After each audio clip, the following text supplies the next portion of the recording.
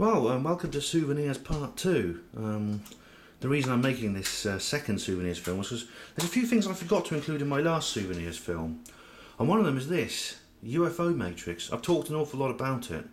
It's the magazine published by Healings of Atlantis, which organised a conference and published Malcolm Robinson's and Philip Mantle's books, as well as many others.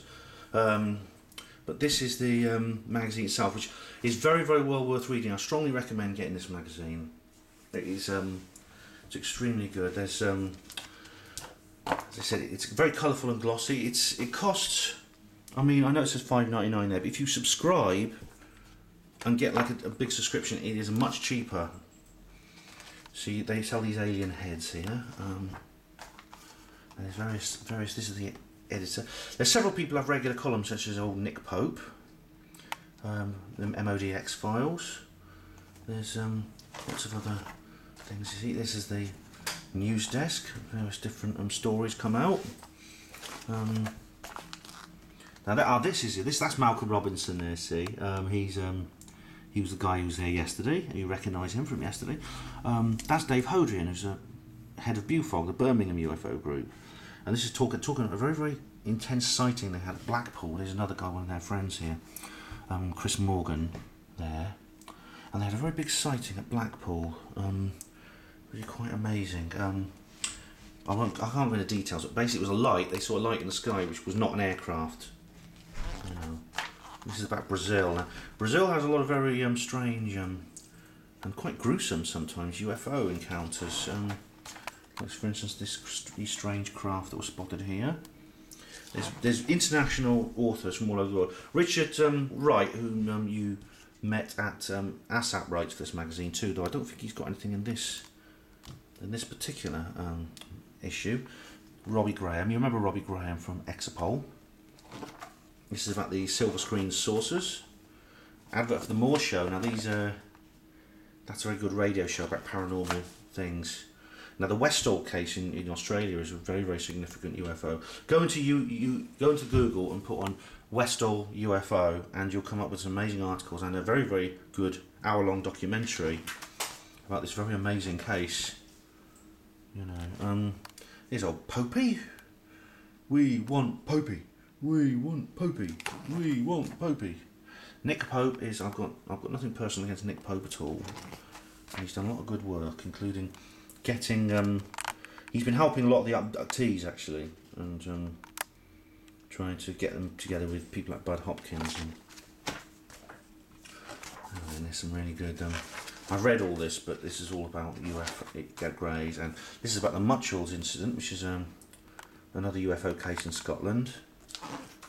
This is about Michael Halliwell. He does film analysis, and this is the famous Skinny Bob footage. I mean, as I've said before, I get very frustrated by fake UFO pictures that keep coming up. I think this is one of them, to be honest. There's Mike Halliwell.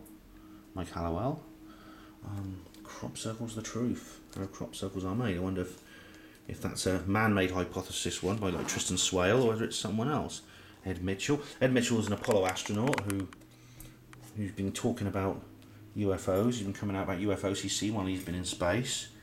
He's a veteran of many missions, and he lived in Roswell. This is written by Carl Klassvan, who's a Swedish UFO investigator. This is something that happened in Serbia, all about Serbia, the Serbian UFO mystery there. I can't remember this one. What was this one? This is another Australian one, I remember. Yeah, and there is the weird conference there, and there's the famous symbol. Of course, a lot of these this lineup has changed, unfortunately. The Peter Badgett. This is a very controversial guy. This, but he's interesting. Kevin Goodman. There's so much here. There's too much to talk about. No, this is written by somebody else, Audio Milk, but this is about the Bufora conference. Richard Wright went there as well, and he's quoted in this article. Bufora is very old, as you see from these old tickets from 1962. It's a very old organisation. Now this is an excellent article by Thomas J. Carey about the suspension of disbelief. This is how people suspend their disbelief whenever they talk about Roswell, because this is what I mean by the sceptical explanation seeming to come out way ahead of the non-skeptical ones. You know, the skeptics. It seems like any skeptical, any normal theory at all is preferable to a paranormal theory, and some people will just jump on it no matter how absurd it is. They will just say, okay, the normal theory is true, and that's the end of it. There's poor old Major Marcel there being made to look a fool in front of the country and the world. Well, I'm telling you what, he's been vindicated now, that's all I can say. Shame he did live to see it, actually, only just. Good for him. Rest in peace, Jesse. UFO Matrix, that's a good picture, isn't it?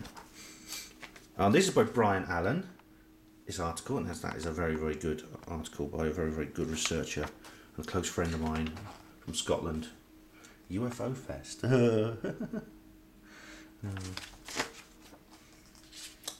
Now, you see, this is a bit old, this magazine, because it's advertising the Exopol, so we've been to that one, we've done that one, so the new one should be out soon. I haven't had a chance to read this yet, but now I've done so. And this is interesting, this happened in Yorkshire. A remarkable case. In fact, Philip Mantle here says it's the most interesting case he's ever come across. Remarkable landing at Normanton, Yorkshire in 1979. And this is, what is this one about? I can't remember, I read this a couple of weeks ago. The sightings. Does anyone know what this word means? It's I asked Justine and she speaks Spanish. Jaime, my son, calls something Ibanis. Ibanis or Ibianis. E-B-A-N-I-S. If any of you know what that means, please let me know. Because it doesn't seem to be a Spanish word, because Justine doesn't know it and she can speak Spanish. Now we've been to that as well, the ASAP conference. Seriously Strange. And there's a selection of some of the magazines you can read. Now this is a good magazine too, and I haven't read this one yet. This is Dot Connector. I've been subscribing to this for a while, since it began actually, because it began about the same time as Matrix. The Dot Connector magazine, that is very good. I mean, there's lots of very, very long, detailed articles here, and it's primarily the work of Laura Knight-Yadchik, who I've spoken about before, this lady here. And there she is there, that's Laura. And she's a remarkable woman, she is. Talks about some amazing things.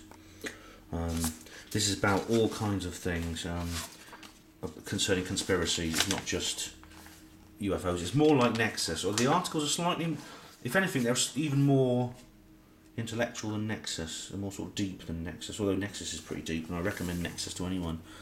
Sot.net. That's a good website. That is. It's like a sign of the times. Now I haven't read this one yet, but I'll give you a quick run through. You can see what it's about. Monsanto, things like that.